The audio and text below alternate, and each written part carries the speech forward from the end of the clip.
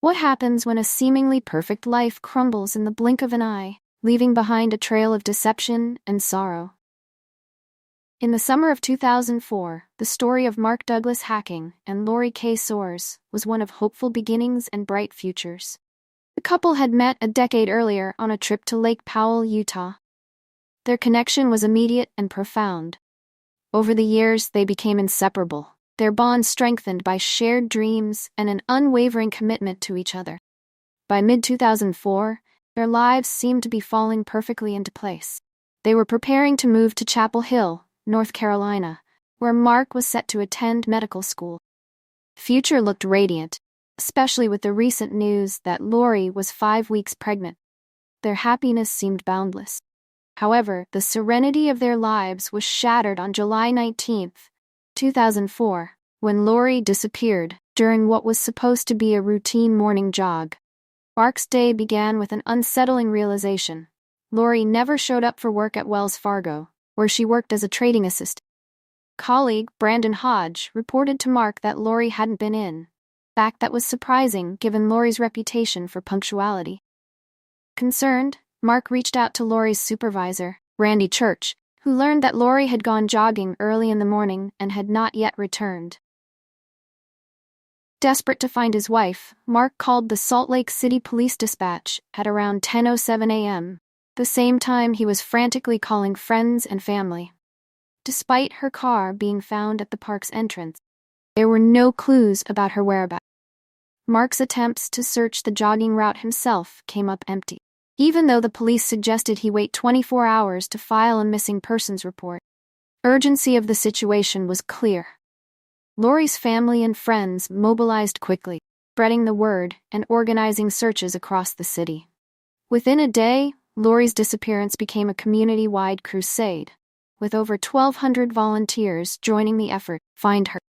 Yet, as the search continued, Mark's behavior began to attract suspicion. His emotional breakdown led to his admission to the psychiatric unit at the University of Utah, which seemed to be a result of the trauma from losing his wife. However, the situation took a bizarre turn when Mark was found wandering around a Salt Lake City motel, naked, except for a pair of sandals. This incident, coupled with the growing evidence of his deceit, began to cast a shadow over the investigation. Mark had presented himself as a high-achieving student with a bright future. He claimed to have graduated with honors in psychology from the University of Utah and had been accepted to medical school at the University of North Carolina. This grand narrative, however, was a fabrication. Mark's father, Dr. Douglas Hacking, revealed to the press that Mark had never graduated or been accepted to medical school.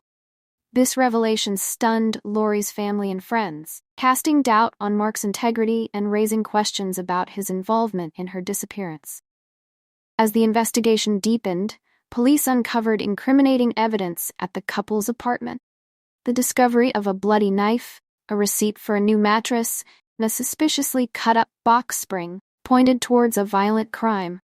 Surveillance footage showed Mark buying a new queen-size mattress at a local store, and forensic evidence revealed blood that matched Lori's on various items in the apartment. Mark's story about his activities on the day Lori went missing did not align with the evidence. The front seat of Lori's car, adjusted to fit a taller person, added another layer of suspicion. The investigation took a critical turn when Mark's brothers, Scott and Lance Hacking, visited him in the psychiatric unit. Desperate for answers, they confronted Mark, who ultimately confessed to killing Lori. The confession detailed a chilling sequence of events. On July 16th, Lori had discovered Mark's lies about his education and future, leading to a confrontation.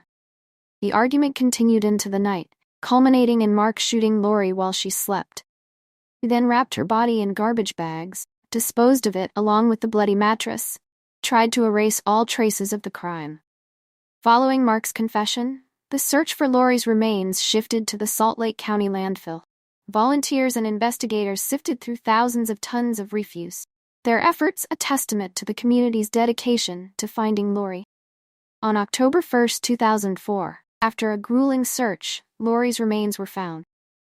The discovery was a mix of relief and heartbreak for her family, as it confirmed their worst fears: but also allowed them to give Lori a proper burial. The trial that followed was both harrowing and revealing. Mark Hacking, initially pleading not guilty, eventually admitted to the murder in a public court appearance on April 15, 2005. Courtroom was filled with emotion as Lori's mother, Thelma Soros, struggled with the weight of Mark's confession. Despite the pain, Thelma and Lori's family sought justice not only for Lori, but also for her unborn child. Prosecution decided to pursue a first-degree murder charge, and the absence of Lori's body did not weaken their case, given the strong evidence and Mark's own confession. As Mark awaited his sentencing, Lori's family honored her memory through a scholarship fund established in her name. The fund grew significantly, with a notable donation from Oprah Winfrey, and provided financial assistance to women facing hardships. This gesture of hope and remembrance was a beacon amidst the darkness of Lori's tragic end.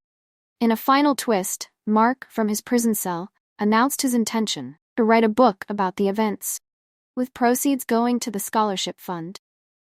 Whether this book would ever be published remained uncertain, but it underscored the ongoing impact of his actions on Lori's legacy. On June 6, 2005, Mark Hacking was sentenced, bringing a semblance of closure to the tragedy. Lori's family continued to mourn their loss, but found solace in the knowledge that justice had been served. They chose to remove Mark's name from Lori's gravestone, emphasizing their desire to remember her for who she truly was, separate from the man who betrayed her. The story of Mark and Lori Hacking is a somber reminder of how easily dreams can be shattered by deceit, and how a community's perseverance can uncover the truth, even in the darkest of circumstances.